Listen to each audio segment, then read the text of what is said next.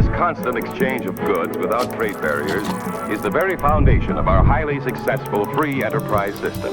Ever hear those people bragging about their diet being only those things that are produced in a 100-mile radius? Produce makes its way onto North America's first ever 100-mile tasting menu.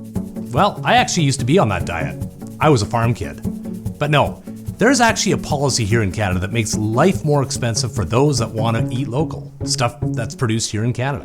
It's called a carbon tax, and it impacts the price of everything that Canadians eat that is produced here in Canada. But the insult is that all the food that's produced in other countries don't have this same carbon tax. But the problem is that our farmers compete globally. They sell food around the world. Farmers around the world send their food to Canada and compete with Canadian farmers for Canadian consumers. This liberal carbon tax means that it is more expensive for Canadians to buy Canadian-grown food than stuff that's produced elsewhere. And the problem is, it's just getting worse. The Liberals keep on increasing it and have just raised it again. Angie, let's speak truth to power.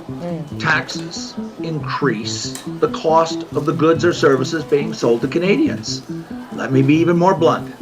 This is inflationary. But as Conservatives, we have a solution for this, because we don't believe that Canadian farmers nor Canadian consumers should be penalized for buying and producing food here in Canada. My colleague Ben Law brought forward a private member's bill that will eliminate the carbon tax on the energy that farmers use in producing food. And the good news is this bill is actually passing the House of Commons. Having been voted on just last week, we expect it to be in the Senate in the weeks to come and hopefully law before harvest time this year. But this is only the beginning. We have to eliminate the carbon tax for every Canadian and every product that Canadians depend on.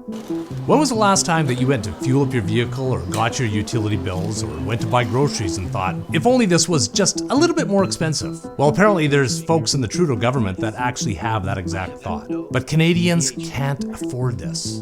And that's why we have to make sure that every Canadian sees their carbon tax permanently eliminated.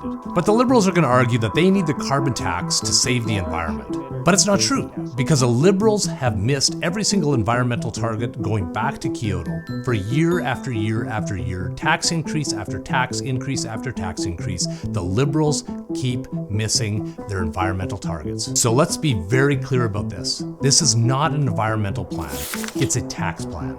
And the Liberals know it. That's why they keep on jacking up the price year after year after year. Polluting has been free. I never lost track of where I've come from. I grew up on a farm, and I know how difficult it is for farmers to grow and produce the food that every Canadian needs. And here's the secret. Every Canadian needs to eat, and Canadians can't afford these skyrocketing prices. And here's the most insulting part about the carbon tax. It hurts those that are most vulnerable the most. It hurts those people living in remote and rural communities disproportionately. In the community that I live in, people have to drive to get to work and get to school, and they've got to heat their homes in a northern climate.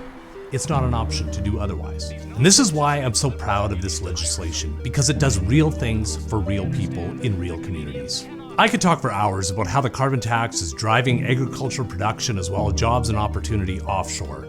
But really, you know about that. You also know that you shouldn't pay more for products that are produced here in Canada than products that are produced somewhere else. But really, this is about real people. It's about Canadians. I'm going to keep on fighting for practical solutions to bring jobs back home. And as always, thanks for watching.